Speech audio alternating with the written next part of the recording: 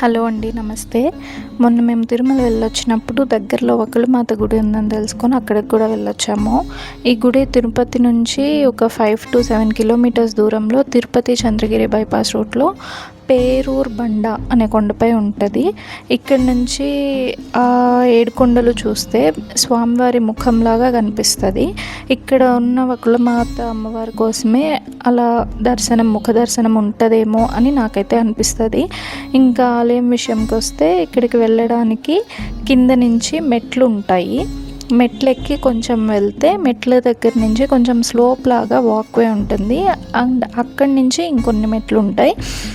ఎంతసేపు ఏం పట్టదు నడవడానికి, త్వరగా నడిచేయచ్చు. అక్కడి నుంచి వెళ్తే టెంపుల్ ఒక ముఖద్వారం ఉంటుంది అండ్ బంగారు గోపురంలో అమ్మవారి దర్శనం ఇస్తారు.